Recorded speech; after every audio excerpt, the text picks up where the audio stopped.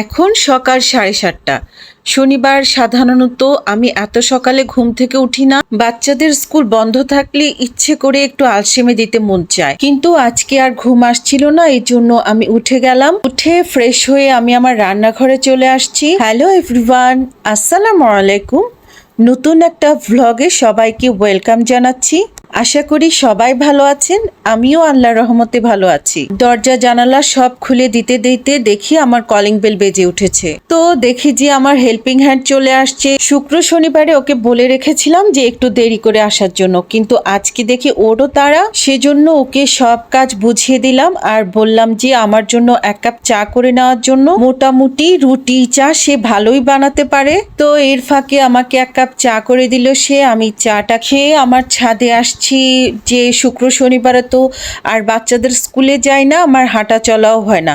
চিন্তা করলাম যে একটু হেঁটে নিই, প্লাস আমার গাছগুলি একটু দেখে নিই। কিছু শীতের সবজি লাগিয়েছিলাম, দেখি যে মোটামুটি ফুল চলে আসছে। এবার আর অত বেশি শীতের সবজি লাগাই না, কেননা যত্ন নেওয়ার সময় পাই না। যাই হোক, আমার অপরাজিতা গাছ দেখে তো আমি মুগ্ধ।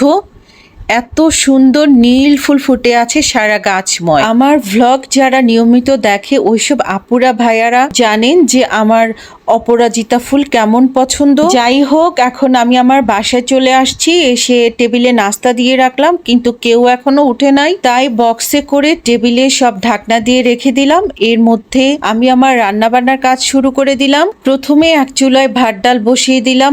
ডালটা আজকে প্রেসার কুকারে রান্না করছি, কেননা শীতের সময় আমার কাছে মনে হয় যে ডালটা একটু গলতে সময় লাগে। ভাতটা হয়ে গেলে আমি প্রেসার কুকারে 3 হুইসেল দিয়ে ডালটা নামিয়ে নিলাম। এর মধ্যে আমি এক চুলায় ট্যাংরা মাছ বসিয়ে দিলাম। ট্যাংরা মাছের জন্য আদা রসুন হলুদ মরিচ পেঁয়াজ দিয়ে ভালোভাবে কষিয়ে আমি ট্যাংরা মাছ ছেড়ে দিলাম। ট্যাংরা মাছটা ছেড়ে দিয়ে এখন আমি পাশের চুলায় শুটকি দিয়ে ধুন্দুল রান্না করব। শুটকি রান্নার জন্য আমি আদা রসুন হলুদ মরিচ পেঁয়াজ ভালোভাবে কষিয়ে এর মধ্যে শুটকি দিয়ে দিলাম। তারপর ধুন্দুলটা দিয়ে দিলাম। ধুন্দুলটা গলা গলা হয়ে আসলে এর মধ্যে টমেটো কাঁচামরিচ দিয়ে মাখা মাখা করে নামিয়ে নিলাম। ট্যাংরা মাছেও টমেটো ধনেপাতা কাঁচামরিচ দিয়ে ভালোভাবে হয়ে গেলে আমি ট্যাংরা মাছটাও নামিয়ে নিলাম।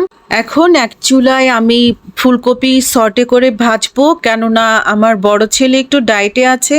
এতক্ষণ যারা আমার ভিডিও দেখছেন, আমার ভিডিওর কোনো একটা পার্ট যদি আপনাদের ভালো লাগে প্লিজ একটা লাইক করে দিবেন। এই জন্য ফুলকপিটা আমি একটু ভাপে দিলাম, এর মধ্যে কাঁচা মরিচ আর বাটার দিয়ে দিলাম। সেই যে প্রথমে আমি প্রেসার কুকারে ডাল 3 হুইসেল দিয়ে নামিয়ে নিয়েছিলাম, এখন আবার প্রেসার কুকারটা বসিয়ে দিলাম। দেখেন ডালটা প্রেসার কুকারে হওয়ালে কোনো ঘুরতে হয় না। এর মধ্যে টমেটো ধনেপাতা কাঁচামরিচ দিয়ে আমি পেঁয়াজের বাগার দিলাম। এখন মোটামুটি আমার রান্না বান্না কমপ্লিট। আপনারা আমার রান্না বান্না এত পছন্দ করেন, যেদিন রান্না বান্নার বেশি ভিডিও দেখাই সেদিন আমার বেশি ভিউজ কমেন্ট পাই, সেজন্য আমিও উৎসাহিত হই রান্না বান্নার ভিডিও করার জন্য। এখন তাহলে খেতে খেতে আমি বিদায় নিই। সবাই ভালো থাকবেন, আল্লাহ হাফেজ।